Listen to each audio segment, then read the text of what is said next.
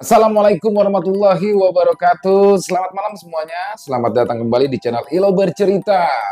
Wow, akhirnya kita bertatap muka. Perkenalkan saya Ilo dan kedepannya mungkin kita akan selalu pakai pakai opening ya. Dan pada kesempatan yang baik ini saya secara pribadi ingin mengucapkan terima kasih kepada teman-teman yang selalu mendukung channel-channel kami. Dan karena kehadiran teman-temanlah kami terus semangat untuk berkarya. Dan pada kesempatan yang baik ini, kita akan menyampaikan salah satu kisah terbaik dari Mas Untung. Wah, Untung Prasetyo, salah satu penulis yang sangat digemari ya saat ini, penulis muda handal berbakat yang telah melahirkan karya-karya terbaik, dan ini adalah salah satu karya terbaru dari Mas Untung Prasetyo. Dan gak pakai berlama-lama ya teman-teman ya, langsung aja kita nikmati, kita masuk ke dalam kisahnya. Dan mungkin buat yang baru bergabung, jangan lupa diklik dulu tombol merah subscribe-nya dan lonceng notifikasinya juga dinyalakan agar teman-teman selalu mendapatkan notifikasi dari konten-konten yang akan kami upload selanjutnya. Kita masuk ke dimensi lain. Kiriman untuk keluarga Arum. Harta, tahta, dan cinta. Tiga kata ini yang bisa membuat mata hati menjadi buta. Tiga hal yang mampu membunuh hati nurani dan berubah surga seperti neraka ataupun sebaliknya. Karena cinta dua insan yang berbeda dapat bahagia dan mendapati surga dunia. Tapi karena cinta juga dapat menjadi akar kebencian yang mampu membawa manusia masuk ke dalam neraka dunia. Namanya Arum. Gadis berusia 37 tahun ini masih hidup seorang diri. Kegagalan demi kegagalan sudah sering ia lalui hingga membuat dirinya tak mampu lagi merasakan indahnya cinta. Bagi Arum, cinta adalah sesuatu yang fana. Cinta hanya meninggalkan luka dan kini menutup hatinya untuk semua pria. Kisah kelam Arum berawal dari pernikahannya yang sudah di depan mata. Hari bahagianya itu pun harus kandas ketika calon pengantin pria tiba-tiba saja membatalkan secara sepihak. Pesta pernikahan yang esok hari akan digelar keluarga Arum di rumahnya. Kekasih Arum yang juga calon suami dari Arum itu membatalkan pesta pernikahan mereka hanya melalui sambungan telepon. Sontak kabar itu pun memicu amarah dari orang tua Arum, terutama sang ayah yang merasa sangat terhina dengan apa yang sudah dilakukan oleh Edi, calon menantunya tersebut. Persiapan matang pun sia-sia. Peralatan pesta dan catering yang sudah dipesan oleh Arum dan keluarganya tidak jadi digunakan. Ayah Arum yang sudah sangat emosi tersebut meminta beberapa keluarga untuk menjemput paksa Edi dan juga kedua orang tuanya. Tapi sayang, Edi sudah tidak ada lagi di rumah kontrakannya yang mana sudah ditinggal selama 1 minggu terakhir ini. Menurut tetangga terdekat Edi, keluarga Edi memang sudah pindah rumah dan sekarang ada di daerah Jawa Tengah. Arum terlihat sangat tegar menghadapi cobaan yang menimpanya hari itu. Arum hanya terlihat diam tanpa sedikit pun meneteskan air mata. Bahkan kedua orang tua Arum tampak bingung dengan sikap Arum tersebut dan hanya mampu meratapi nasib anak gadisnya yang mendapatkan perlakuan menyakitkan dari seorang pria yang sangat dicintainya. Sudah Bu, menangis pun tidak akan merubah keadaan. Menangis hanya akan menambah luka di hati kita, ujar Arum dengan wajah datar dan tatapan mata yang terlihat kosong, hingga membuat sang ayah dan ibunya sangat sedih akan itu. Aku akan membuat keluarga anak itu menyesali perbuatannya hari ini, Dok, ujar ayah Arum yang merasa terhina dengan apa yang sudah dilakukan oleh keluarga dari calon besannya tersebut. Tidak usah menambah permasalahan lagi, Pak. Cukup sampai di sini saja. Mungkin ini adalah karma dari apa yang dulu Bapak pernah lakukan kepada Mas Anom. Apakah Bapak dan Ibu sudah lupa bagaimana Bapak dan Ibu memperlakukan Mas Anom dan keluarganya waktu itu? Balas Arum dengan suara datar dan dengan wajah yang terlihat sangat dingin. Ayah dan Ibu Arum hanya terdiam kala mendengar apa yang baru saja diucapkan oleh anak gadisnya tersebut. Ingatan mereka pun kembali pada hari di mana mereka telah menyakiti hati seseorang yang sudah berniat tulus ingin melamar Arum. Tanpa rasa bersalah, ayah dan ibu Arum pergi tanpa pesan di hari yang sudah ditunggu-tunggu oleh Arum. Lembaran baru kehidupan Arum pun sampai pada titik di mana ada seorang pria yang usianya lebih muda dari Arum yang mencoba mendekatinya dan mengungkapkan perasaannya. Tapi Arum menolaknya dengan berbagai macam alasan. Walaupun sesungguhnya Arum sendiri menyukai pria tersebut. Ya, pria itu bernama Sena. Walau Arum sudah beberapa kali menolaknya, tapi Sena terus saja berusaha dan tidak menyerah untuk dapat meluluhkan hati Arum. Bagi Sena, Arum adalah seorang perempuan yang berbeda. Tidak hanya memiliki paras yang ayu, tapi Arum juga memiliki sikap yang membuat semua orang suka padanya. Seorang yang rendah hati, ramah, dan selalu berusaha membantu orang-orang yang ada di sekitarnya, membuat nama Arum menjadi satu-satunya nama yang ada di hati Sena. Sena pun tidak akan pernah mundur. Ketika Arum menolak cintanya secara langsung, malahan justru Sena berjanji akan terus berusaha mendapatkan hati Arum dan mengobati luka yang selama ini ia pendam. Kamu jangan menganggap semua pria di bumi ini bajingan, Rum. Apakah aku terlihat seperti orang yang dulu pernah menyakiti hatimu? Tanya Sena kepada Arum di sebuah tempat yang menjadi saksi bahwa Arum pernah menolak cinta Sena beberapa bulan yang lalu. Aku takut dengan orang yang baik seperti kamu. Dulu orang yang pernah membuatku bahagia adalah orang baik juga. Tapi entah kenapa, tiba-tiba dia menghilang dan meninggalkan luka bagiku dan juga keluargaku, jawab Arum sambil tersenyum. Tapi, maukah kamu memberiku waktu untuk mencari tahu apa yang sebenarnya terjadi kepadamu, Rum? Tanya Sena penuh harap. Selama aku masih sendiri, kau punya banyak waktu untuk terus meyakinkanku, bahkan meluluhkan kerasnya hatiku ini, Sena, jawab Arum dengan mata yang sedikit berkaca-kaca. Arum merasa terharu dengan perjuangan Sena selama ini. Dia tidak pernah mau menyerah untuk benar-benar bisa meluluhkan hati Arum. Tapi semakin Sena berusaha untuk mendapatkan Arum, Arum justru malah semakin berusaha untuk menjauh dari Sena.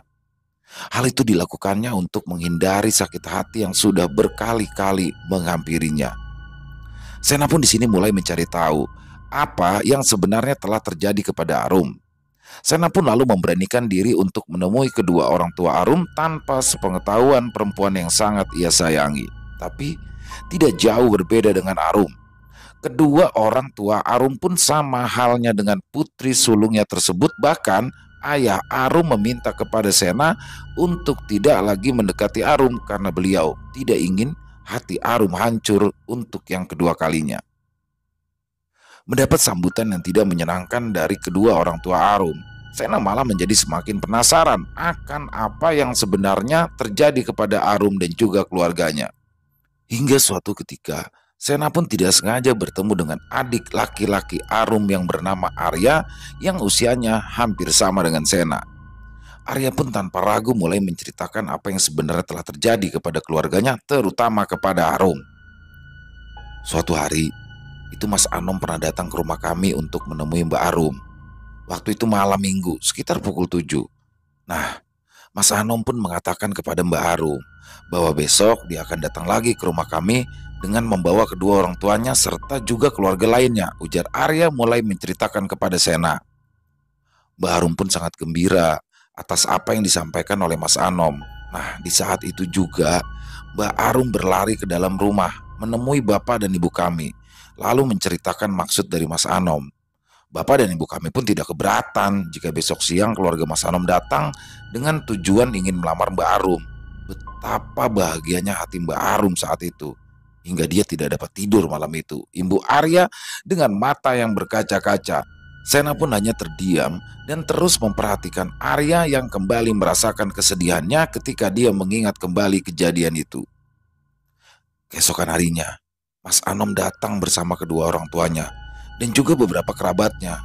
Tujuan kedatangan keluarga Mas Anom tidak lain dan tidak bukan untuk melamar Mbak Arum. Tapi Hari yang seharusnya menjadi hari bahagia untuk Mas Anom dan juga Mbak Arum harus menjadi hari perpisahan bagi keduanya. Ketika bapak dan ibuku malah memilih pergi sebelum rombongan keluarga Mas Anom datang. Dan kepergian bapak serta ibu itu ternyata didasari atas ketidakcocokannya terhadap sosok Mas Anom. Tapi bapak ini tidak pernah mengutarakan hal tersebut kepada Mbak Arum, sehingga selama Mbak Arum dan Mas Anom berpacaran, ya mereka merasa baik-baik saja. Dan Mas Anom merasa diterima di keluarga kami. Ujar Arya menceritakan detail kejadian yang sepertinya menjadi awal permasalahan dari Mbak Arum. Lalu setelah Mas Anom menghilang, karena dia dan keluarganya pasti merasa kecewa dengan perlakuan dari keluarga kami, datanglah seseorang yang mencoba untuk mendekati Mbak Arum. Mbak Arum pun di sini mulai membuka hatinya kembali dan menerima kehadiran orang yang bernama Edi. Dan karena tidak ingin mengalami kesalahan untuk yang kedua kalinya, di sini Mbak Arum pun menanyakan nih kepada bapak dan ibu tentang Mas Edi yang ingin segera melamar Mbak Arum. Dan karena bapak dan ibu merasa cocok, akhirnya lamaran dari Mas Edi diterima. Dan hari pernikahan Mbak Arum dan Mas Edi pun disepakati. Ibu Arya menceritakan, lagi-lagi Sena pun di sini hanya terdiam dan terus mendengarkan cerita Arya dengan seksama, lalu meminta Arya untuk terus melanjutkan lagi ceritanya. Ya, singkatnya Mas Edi menghilang di hari pernikahannya, Sen, ujar Arya yang membuat Sena terhentak. Menghilang, balas Arya. Mas Edi menghubungi Mbak Arum yang sedang sibuk menyiapkan perlengkapan pesta dan untuk akad nikahnya besok hari. Mas Edi langsung mengatakan bahwa dia dan keluarganya membatalkan pernikahannya tersebut dan meminta maaf untuk semua kesalahan yang telah dilakukan. Ujar Arya lagi.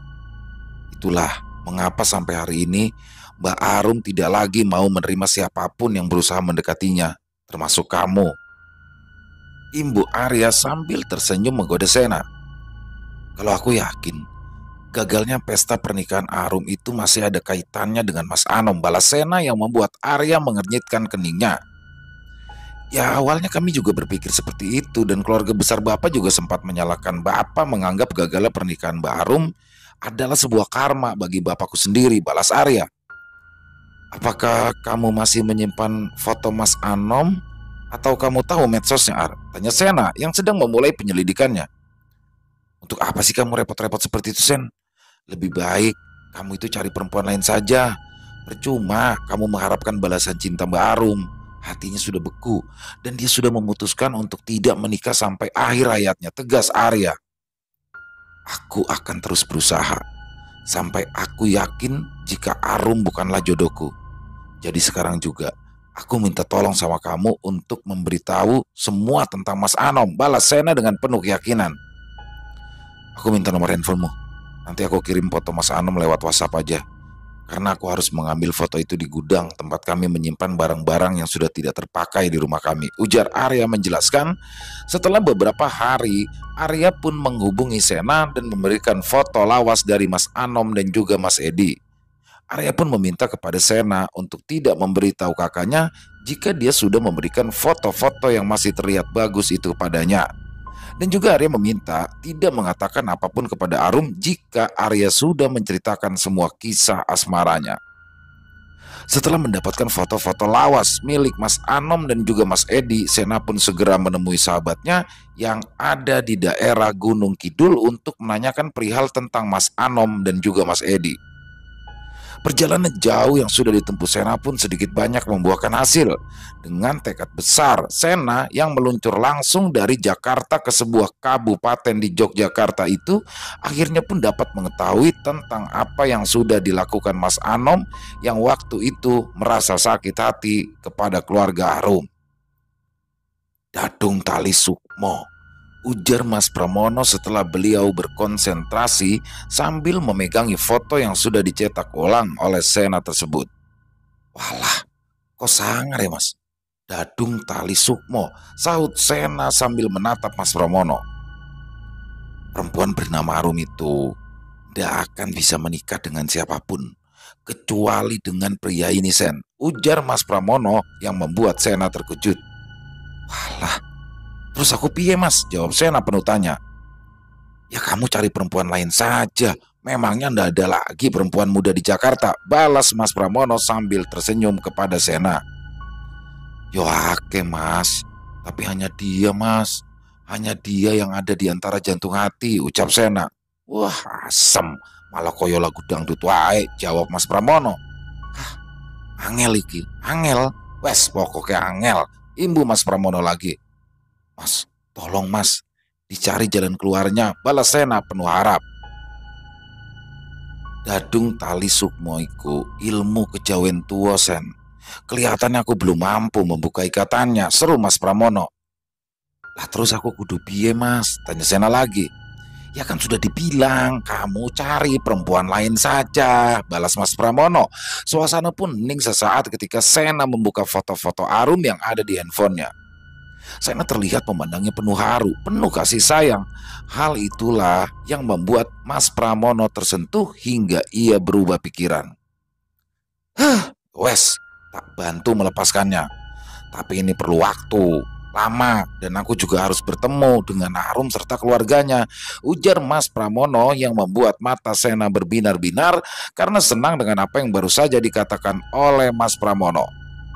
Di keesokan harinya, Sena dan Mas Pramono pun berangkat kembali ke Jakarta.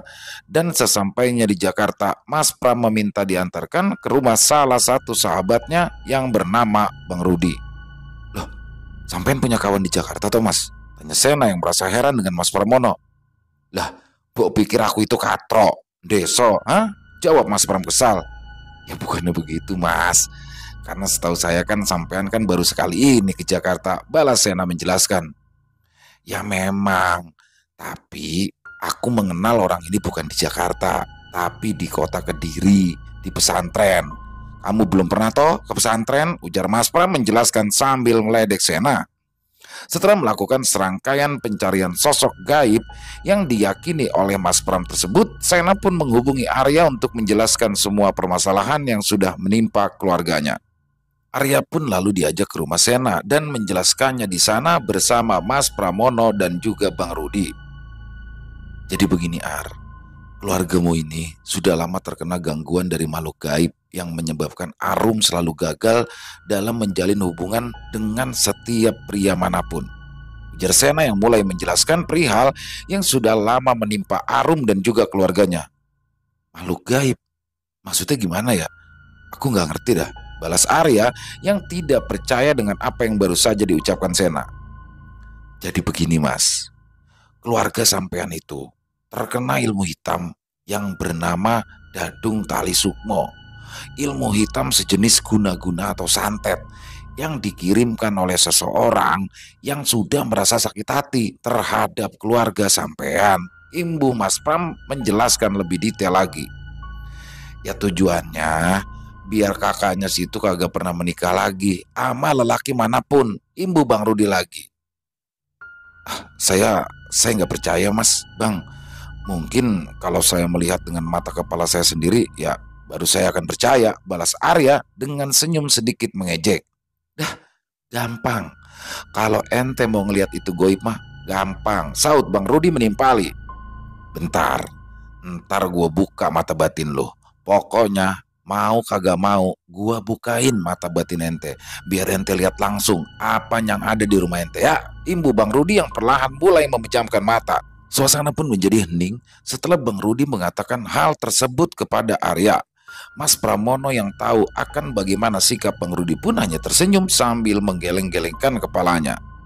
Ketika Bang Rudi sedang berkonsentrasi sambil memejamkan kedua matanya, membacakan doa-doa untuk membuka indera keenam Arya. Biar kata kagak sampai ngeliat, minimal ente bakal ngerasa merinding-merinding dikit dah di rumah ente, seru Bang Rudi yang sudah selesai melakukan sesuatu kepada Arya.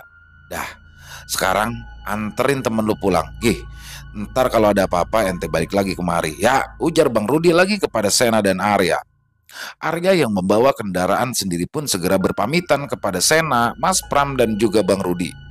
Dari rumah Sena, Arya pun segera menjemput Arum yang kala itu sedang bertemu dengan kliennya yang akan menggunakan jasa Arum di pesta pernikahannya nanti.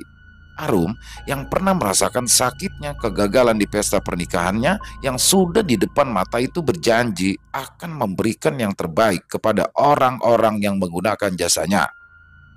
Sebagai perias pengantin, Arum yang sudah beberapa tahun membuka sanggar rias pengantin itu selalu mendapat pujian dari setiap klien yang menggunakan jasanya. Di tengah perjalanan, Arya pun mengeluh kepada Arum karena ia merasa berat pada sepeda motor yang kala itu dibawa. Dan Arya pun menghentikan laju sepeda motornya untuk mengecek apa yang terjadi dengan kendaraannya tersebut. Arum pun lalu turun dan ikut memeriksanya keadaan sepeda motor dari adiknya tersebut. Dan disinilah Arya mulai merasakan adanya energi hitam yang membuat Arya mulai merinding. Arya yang tiba-tiba bergidik pun langsung memegangi tengkuknya. Dan ketika mata Arya tertuju pada Arum yang sedang fokus dengan gadgetnya, Arya pun tersentak ketika ia melihat bayangan hitam membentuk siluet sosok makhluk gaib bertubuh besar. Arya yang belum sepenuhnya percaya dengan apa yang ia lihat tampak beberapa kali mengusap kedua matanya, tapi sosok bayangan hitam tersebut masih ada tepat di belakang tubuh kakaknya. Arya yang merasa kebingungan pun tetap bersikap biasa agar Arum tidak banyak bertanya padanya, dan akhirnya Arya pun memilih melanjutkan perjalanannya untuk segera sampai di rumah. Malam hari pun tiba. Arya kini merasakan sesuatu yang berbeda di dalam rumahnya. Suhu udara terasa panas dan perlahan-lahan mulai terdengar suara-suara bising di telinga Arya. Arya yang merasa tidak betah berada di dalam kamarnya pun segera keluar untuk menuju teras depan rumahnya. Dan betapa terkejutnya Arya ketika ia melihat sosok makhluk bertubuh besar kini sedang berdiri membelakanginya di depan pintu masuk rumahnya. Astagfirullah, ucap Arya dalam hatinya dan langsung kembali ke dalam kamar. Arya pun segera menghubungi Sena dan menceritakan tentang apa yang baru saja ia lihat serta kejadian yang membuatnya bergidik ngeri tadi sore ketika ia bersama Arum. Tenang aja Ar, kata Bang Rudi, itu belum seberapa. Nanti kamu masih akan melihat sosok-sosok gaib yang memang sengaja ditanam di rumahmu oleh seseorang. Balas pesan yang dikirim oleh Sena. Tolonglah, sekarang aku mulai percaya, tulis Arya dalam pesannya. Lama, Sena tidak membaca pesan yang dikirim oleh Arya hingga akhirnya Arya mendengar suara menggeram dari depan pintu kamarnya. Arya yang merasa sangat ketakutan pun segera menutupi tubuhnya dengan selimut yang ada di tempat tidurnya. Dan kini Arya pun berharap untuk dapat segera tertidur supaya dia tidak dapat lagi mendengar sosok-sosok makhluk gaib yang ada di rumahnya itu. Tapi sepertinya harapan Arya pun sia-sia. Kini dia mulai mendengar suara pintu kamar diketuk perlahan dan hal itu pun membuat Arya semakin ketakutan. Dalam pikiran Arya membayangkan sosok makhluk hitam besar yang ada di pintu keluar rumahnya itu kini sedang mengetuk-ngetuk pintu kamarnya. Di tengah rasa takutnya itu, tiba-tiba handphone Arya bergetar dan karena merasa terkejut Arya pun lompat dari tempat tidurnya sambil berteriak. Teriakan Arya itu pun memicu ketukan pintu yang bertambah keras. Dari balik pintu kamarnya Arya terdengar suara kakaknya yang terus memanggil. Apa-apaan sih? Dipanggil gak denger, pintu diketuk gak denger, giliran di miss call malah teriak-teriak, ujar Arum yang merasa kesal ketika Arya mulai membuka pintu kamarnya. Ada apaan sih mbak? Malam-malam begini pakai ketuk-ketuk pintu kamar segala. Kan WA dulu bisa, jawab Arya yang sama kesalnya. Kamu ngerasa ada yang aneh nggak dengan rumah kita? Tanya Arum yang kini mulai duduk di kursi meja kerja yang ada di dalam kamar Arya. Aneh sih, hawanya panas. Terus dari tadi aku denger suara-suara aneh gitu, jawab Arya. Ibu sama bapak juga bilang gitu tadi. Mereka merasa jika rumah ini hawanya panas. Dan ibu sering mendengar benda jatuh, tapi ketika diperiksa nggak ada apa-apa, balas Arum kepada Arya.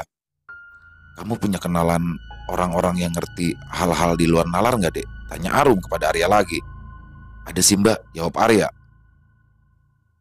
Ya sudah, besok kamu bawa ke rumah ya dek.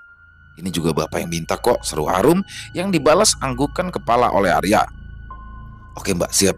Besok akan aku bawa temanku ke rumah, balas Arya tegas sambil tersenyum. Dan setelah Arum meninggalkan kamarnya, Arya pun segera menghubungi Sena dan meminta tolong kepadanya untuk mengajak Mas Pramono dan juga Bang Rudi untuk datang ke rumahnya. Malam ini juga kamu jemput Bang Rudi ke rumahnya Ar. Dia itu tinggal di daerah Rawablong. Nah, nanti aku kirim lokasi rumah beliau. Sekarang kamu siap-siap terus berangkat aja ya, ujar Sena dari balik teleponnya. Karena jarak rumah Bang Rudi dengan jarak rumah Arya hanya memakan waktu setengah jam perjalanan. Sekitar jam setengah 12 malam, Arya dan Bang Rudi pun sudah sampai kembali di rumahnya. Bang Rudi pun mulai membacakan ayat-ayat suci Al-Quran ketika menginjakkan kakinya di rumah yang memiliki halaman yang luas tersebut. Astagfirullahaladzim, bener-bener tega banget itu orang, ujar Bang Rudi yang masih menatap ke sekeliling rumah Arya. Memangnya ada apa Bang? Tanya Arya penasaran. Ente harus lihat nih, biar ente percaya apa yang ada di rumah ente, jawab Bang Rudi sambil memanggil Arya untuk mendekat. Setelah Arya berada di dekat Bang Rudi dan Bang Rudi pun menyentuh pundak Arya, tiba-tiba Arya tersentak ketika ia melihat rumahnya dikelilingi api yang merah menyala serta ada sosok makhluk seperti genderuwo yang berdiri di depan pintu rumahnya. Astagfirullahaladzim, Bang, udah, ujar Arya yang langsung memejamkan kedua matanya. Belum, itu baru yang ada di luar. Lu belum lihat apa yang ada di dalam rumah, balas Bang Rudi sambil tersenyum kepada Arya. Yuk anterin aneh pulang lagi, imbu Bang Rudi sambil tersenyum meledek Arya. Lah kok pulang Bang, balas Arya yang sedikit merasa kecewa. Lah lu kan kagak percaya sama hal goib, anggap aja tadi cuma film. Jawab Bang Rudi sambil tertawa. Bang, sekarang saya percaya Bang. Maafin saya kalau tadi saya sempat ngeremehin Abang dan juga Sena serta Mas Pramono, balas Arya sambil menundukkan kepalanya. Ya udah, gue bersihin dulu nih pagar gaib yang ada di sekitaran rumah lu, biar orang tua lu juga adem pikirannya, ujar Bang Rudi yang langsung menggelar kain hitam yang ia bawa. Di atas rumput yang ada di halaman rumah Arya, entah apa yang sedang dilakukan Bang Rudi, tapi Arya mendengar beberapa kali suara keras dari bagian atap rumahnya. Suara itu terdengar seperti benda jatuh yang menabrak genting rumah Arya. Bang Rudi masih terlihat duduk sambil memejamkan matanya dan terus membacakan doa-doa dari ayat-ayat suci Al-Quran sambil sesekali melakukan gerakan dengan kedua tangannya.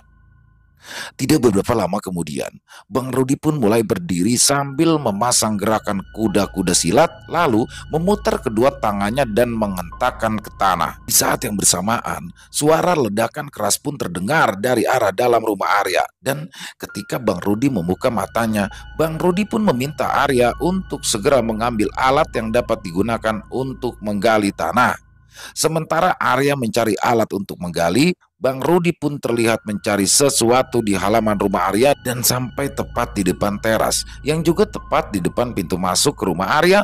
Bang Rudi pun berhenti sambil terus menunjuk ke arah rerumputan yang ada di bawahnya. Ketika Arya sudah mendapatkan pacul yang diambilnya dari samping rumah, Bang Rudi pun meminta Arya untuk segera menggali tanah yang ada di depannya. Cepetan dikit Arya, kita harus cepet dapetin itu barang supaya Mas Ustadz kagak terlalu keteteran ngelawan sosok genderuwo, ujar Bang Rudi kepada Arya. Arya pun terlihat terus menggali dengan cepat walaupun dia sendiri tidak tahu apa yang sedang dicarinya. Dan setelah menggali sedalam 30 cm, Bang Rudi pun meminta Arya untuk berhenti lalu mengambil sesuatu yang terkubur di dalam tanah. Alhamdulillah, akhirnya nongol juga loh, ujar Bang Rudi. Arya pun kini terus berusaha mengambil kain putih lusuh yang menjadi pembungkus benda tersebut, dan setelah mendapatkannya Bang Rudi mengajak Arya untuk menjauh dari teras rumahnya. Alhamdulillah ketemu juga nih Mas Ustadz, ujar Bang Rudi sambil memeriksa benda yang terbungkus dari kain kafan putih lusuh yang baru saja mereka temukan. Abang ngomong sama siapa sih Bang? Saya jadi tambah merinding lihat abang ngomong sendirian, saut Arya dengan wajah yang mulai pucat. Nah, lu lihat dah, siapa yang lagi gelut no sama genderuwo depan pintu rumah lu, balas Bang Rudi sambil menepuk pundak Arya. Subhanallah, itu kan temennya Sena yang dari Jawa, seru Arya yang terkejut kala melihat sosok yang tadi ia temui di rumah Sena. Itu namanya Mas Ustadz Pramono, aslinya Gunung Kidul, teman gua juga tuh, teman mondok dulu di Jawa Timur, jawab Bang Rudi yang masih berusaha membuka satu persatu simpul dari kain kafan yang membungkus sesuatu. Masya Allah, beliau Ustadz Bang, tanya Arya yang terus menatap ke arah Mas Pramono yang kala itu masih sibuk bertarung melawan makhluk gaib dengan kekuatan besar itu. Iya, Ya lu jangan ngelongo aja, ini bantuin gua ngebuka tali ini, seru Bang Rudi. Iya bang, maaf bang, abis seru bang, baru kali ini saya ngeliat orang berantem sama genderuwo, balas Arya yang mulai membantu Bang Rudi untuk membuka beberapa simpul dari kain kafan itu. Cepetan dah lu buka itu simpul, gua mau bantuin Ustadz dulu, seru Bang Rudi yang kembali duduk di atas kain hitam yang tadi sudah ia gelar. Lah, kok dia duduk? Katanya mau bantuin Mas Ustadz, ujar Arya yang bingung dengan apa yang sedang dilakukan Bang Rudi. Yang lu lihat itu tuh sukmanya Mas Ustadz, Oon, bukan raga aslinya. Jadi gua juga harus bantu pakai doa. Dasar, gerutu Bang Rudi yang melanjutkan meditasinya sambil terus membacakan ayat-ayat suci Al-Quran. Buset, itu orang sakti banget.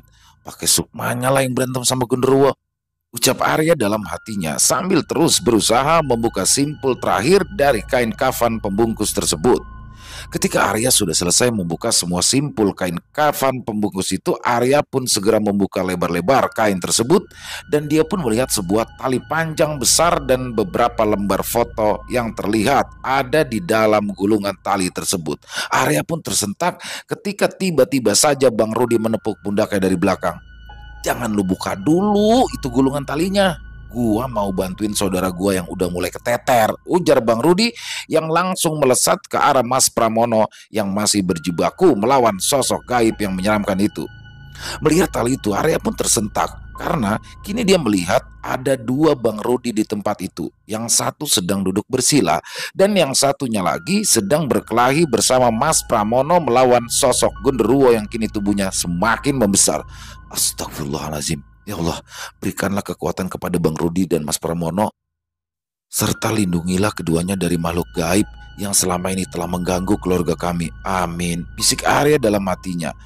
Setelah beberapa lama, sosok makhluk gaib yang berwujud makhluk hitam tersebut hancur dengan diiringi suara ledakan yang sangat dahsyat. Setelah itu, Arya pun melihat sosok Mas Pramono melesat pergi dan sosok Bang Rudi kembali lagi ke dalam tubuh kasarnya. Alhamdulillah, ucap Bang Rudi sambil mengusap wajahnya.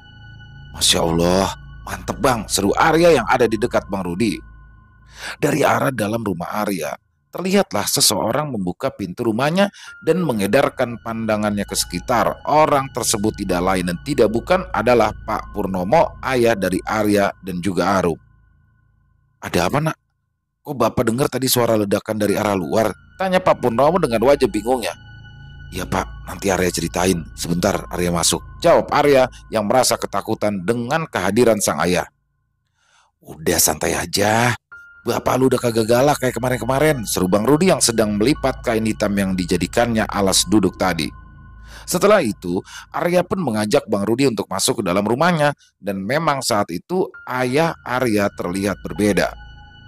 Orang yang selama beberapa tahun terakhir dikenal sangat galak dan juga kasar, malam ini terlihat baik dan juga lembut dalam bertutur kata. Ada apa? Kok kalian terlihat berkeringat seperti orang yang habis macul? Tanya Pak Pur kepada Arya dan juga Bang Rudi. Kita baru aja selesai bersihin rumah bapak dari pagar gaib jahat yang sengaja dipasang sama orang pak, jawab Bang Rudi menjelaskan. Pagar gaib apa Tona? Bapak itu nggak ngerti, jawab Pak Purnomo.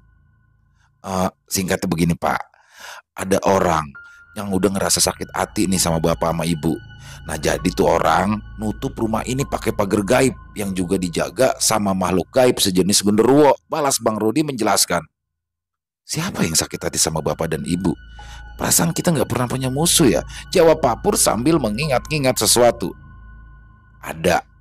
Nah beberapa tahun lalu ada seorang pemuda yang sudah bapak sakitin. Namanya Anom Hadisatrio, jawab Bang Rudi tegas. Sontak Pak Purnomo dan istrinya tertunduk lesu karena teringat akan sebuah kesalahan yang dulu memang sengaja ia lakukan. Silakan diminum bang, ujar Arum yang tiba-tiba keluar membawakan kopi hitam dan juga air putih serta makanan ringan. Wah makasih nih jadi ngerepotin, balas Bang Rudi sambil tersenyum ke arah Arum. Besok Po Arum nih gak usah kemana-mana, biar besok kita ruqyah. Karena nih kayaknya masih ada nih sosok gaib yang nutupin tubuh Po Arum. Ibu Bang Rudi lagi. Maaf nak, dari mana kamu tahu kalau saya pernah menyakiti hati seseorang? Tanya Pak Purnomo penasaran. Coba Bapak, sahut Arya sambil menunjukkan kain kafan yang berisikan tali besar dan juga beberapa lembar foto. Buka aja coba. Ibu Bang Rudi yang meminta Arya membuka gulungan tali yang melilit beberapa lembar foto tersebut. Nah, barang ini Pak, kita temukan di halaman rumah tepat di depan pintu, ujar Arya menjelaskan, dan betapa terkejutnya Pak Purnomo dan juga istrinya serta Arum dan Arya ketika melihat foto-foto yang tadi terlilit tali tambang yang terbuat dari kain kafan juga. Astagfirullah, kok bisa ya? Sahut Arum yang langsung mengambil foto dirinya yang telah disobek di bagian lainnya. Bener Pak, ini foto Arum. Waktu Arum dulu sama Mas Anom. Kita ini dulu foto di Ragunan Pak waktu itu. Ibu Arum yang masih membolak-balikan foto tersebut. Insya Allah semuanya bakalan aman. Nah, besok pagi insya Allah saya bakal kembali lagi nih kemarin nih bersama Sena dan satu lagi sahabat saya, balas Bang Rudi yang membuat Arum terkejut. Abang kenal sama Sena? Tanya Arum dengan wajah terkejutnya. Lah, yang minta saya kesini buat bantuin keluarga ini kan Sena. Lah emang emponya kagak tahu, jawab Bang Rudi. Masya Allah, itu orang bener-bener belum menyerah, ucap Arum pelan. Sena yang waktu itu Bapak omelin itu ya, celetuk Pak Purnomo sambil menggelengkan kepalanya. Beberapa tahun ini saya memang merasa aneh sama diri saya sendiri. Saya cepat sekali emosi dan sering memarahi keluarga tanpa sebab, imbu Pak Purnomo. Insya Allah, kalau Bapak lebih meningkatkan ibadah lagi, Bapak bakalan terhindar dari makhluk-makhluk gaib jahat yang mempengaruhi hati dan pikiran Bapak, ujar Bang Rudi menjelaskan. Setelah menjelaskan semuanya, Bang Rudi pun berpamitan untuk pulang dan meminta Arya untuk mengantarnya. Di keesokan harinya, Bang Rudi pun menepati janjinya dengan kembali datang ke rumah Arya bersama dengan Mas Pramono. Saat itu Arum yang terlihat berpenampilan berbeda pun sudah menunggu kedatangan mereka. Tapi Arum merasa sedikit kecewa ketika pria yang sebenarnya sudah ditunggu-tunggu sejak pagi tadi tidak ada bersama Mas Pramono dan juga Bang Rudi. Oh iya lupa, si Sena titip pesen po, dia kagak bisa datang. Katanya hari ini dia kudu berangkat ke Bandung. Celetuk Bang Rudi yang tahu kalau Arum sudah menunggu orang yang kini mulai ia sayangi itu. Hah? Sena ke Bandung? Ngapain dia ke sana Bang? Tanya Arum yang terkejut tapi juga tidak percaya dengan apa yang disampaikan oleh Bang Rudi. Dia itu mau ngambil bunga di Kota Kembang buat dirangkai di hatimu. Hai, ujar Bang Rudi sambil tertawa, dan tiba-tiba muncullah dari pintu rumahnya Sena. Sungguh membuat Arum terpana hari itu. Dengan perasaan bahagia, Arum pun langsung berlari menghambur ke arah Sena dan langsung memeluknya. Tapi hal itu pun tidak berlangsung lama ketika Bang Rudi dan Mas Pramono meneriaki mereka. Belum muhrim, gak usah pelukan kayak Teletubbies, seru Mas Pramono. Udah pada kagak sabaran aja. Sabar dikit, ntar kalau udah ke penghulu baru dah lu pelukan sampai jungkir balik, kagak ngapa-ngapa, imbu Bang Rudi yang membuat Arum tersipu malu. Begitu juga dengan Sena. Pantesan awakmu ndak mau ngelepas begitu aja Sen, celetuk Mas Pramono ke arah Sena.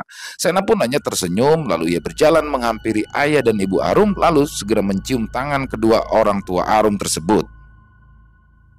Masih ada yang harus kita lakuin hari ini. Insya Allah kita mau buang sosok jin yang udah nutup hati sama pikiran Po Arum ini, supaya jika nanti ada seseorang pria yang mendekati dan melamarnya, insya Allah semuanya berjalan baik dan tidak seperti yang udah kejadian sebelumnya, ujar Bang Rudi menjelaskan lagi.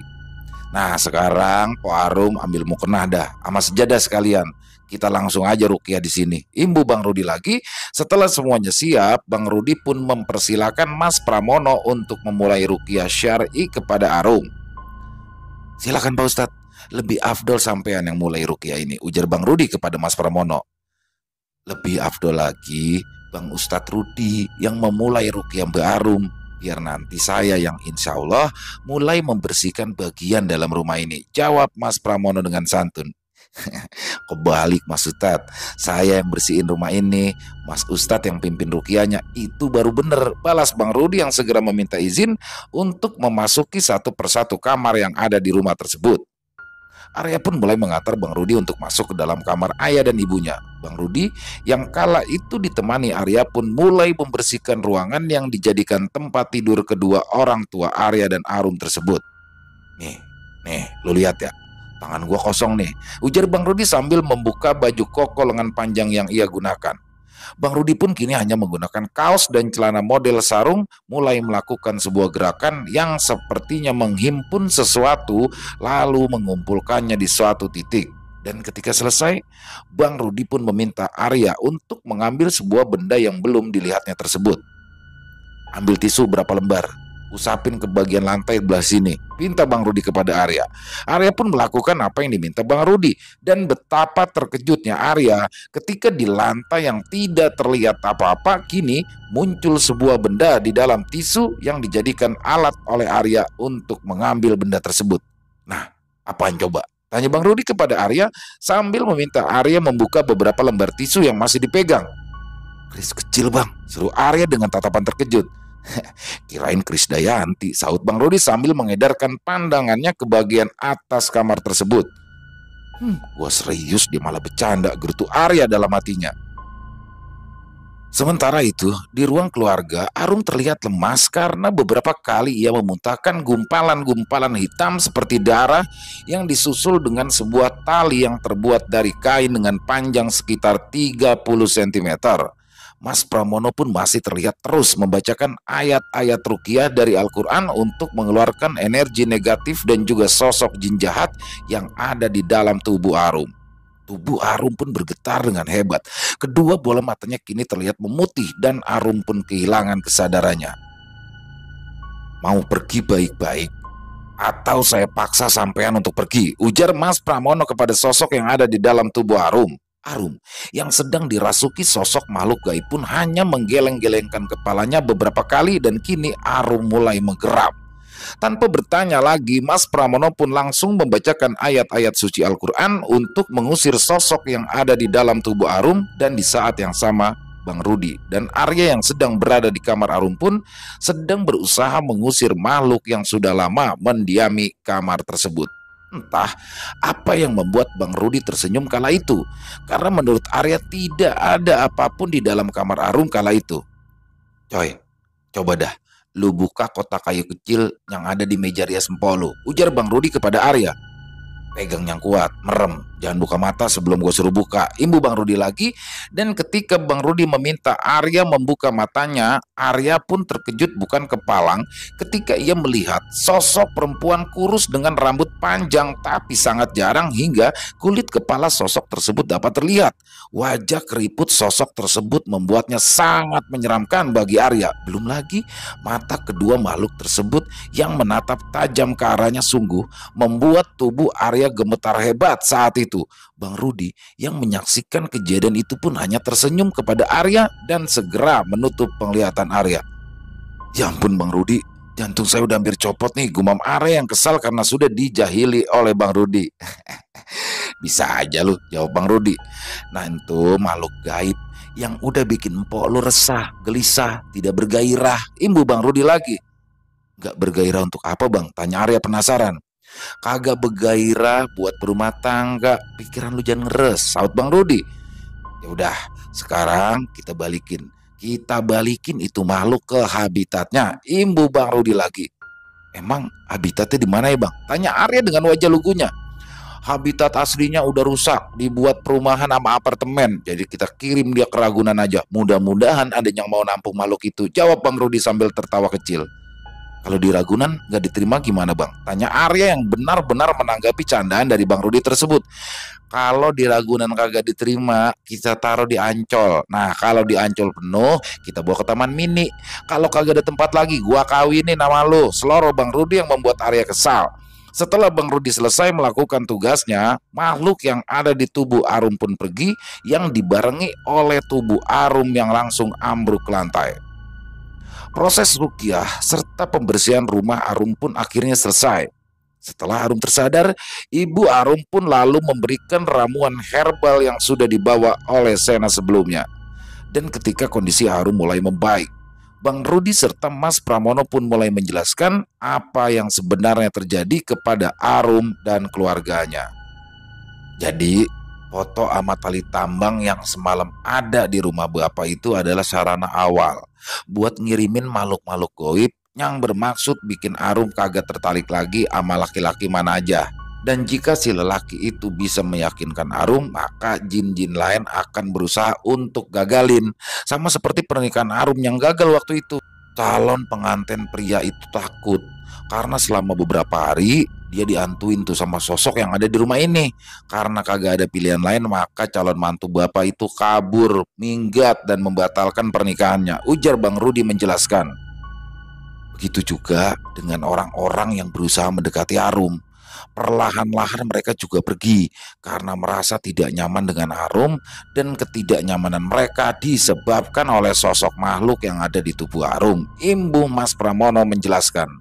Nah, tapi alhamdulillah semua sudah pergi, dan yang terpenting saat ini kita harus meningkatkan lagi amal ibadah kita dan istiqomah dalam menjalankannya. Sambung Mas Pramono. Kalau boleh tahu, siapa yang sudah melakukan itu semua ya nak? Tanya Pak Purnomo yang sangat penasaran dengan apa yang telah menimpa keluarganya itu. Ya orang yang udah ngerasa sakit hati atas apa yang Bapak lakuin waktu itu, jawab Bang Rudi tegas. Sebenarnya orang itu masih menginginkan Arum, tapi karena sakit hatinya, akhirnya dia memilih untuk membuat Arum tidak menikah dengan siapapun. Imbu Mas Pramono. Makanya cepetan dah lu lamar si Arum, ntar keduluan mantan baru tau rasa lu, celetuk Bang Rudi kepada Sena. Insya Allah minggu depan saya akan mengajak kedua orang tua saya ke sini untuk segera melamar Arum Pak, tegas Sena yang disambut tawa bahagia oleh semua orang yang ada di rumah itu. Beberapa minggu kemudian Sena pun lalu datang melamar Arum bersama kedua orang tuanya dan juga keluarga lainnya. Dan tidak lama setelah lamaran Sena tersebut, akhirnya Sena dan Arum pun menikah, dan kini mereka sudah dikaruniai 2 orang anak laki-laki dan perempuan. Selesai. Wow, luar biasa kisah yang ternyata tentang Bang Rudi lagi ya. Luar biasa Bang Rudi.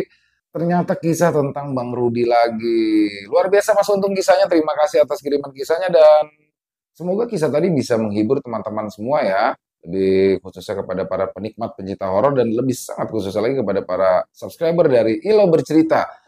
Dan ya itulah menjadi pengalaman untuk kita. Mungkin ini lebih kita lihat ke sosok orang tuanya ya, orang tua daripada Arum sendiri, yang bagaimana dengan keegoisannya ketika anaknya sudah saling mencintai dengan orang lain, dengan pria lain, tapi karena atas dasar ketidaksukaan dari orang tuanya dibatalkan pernikahan itu, hingga lahirlah sebuah dendam dari pasangannya yang akhirnya dikirimkan kepada Arum dan juga untuk keluarganya. Beruntungnya ada Mas Pramono dan Mas Rudi yang bisa menolong, dan alhamdulillah Arum pun sekarang sudah berkeluarga ya dengan laki yang memang dicintainya dan tidak pernah menyerah.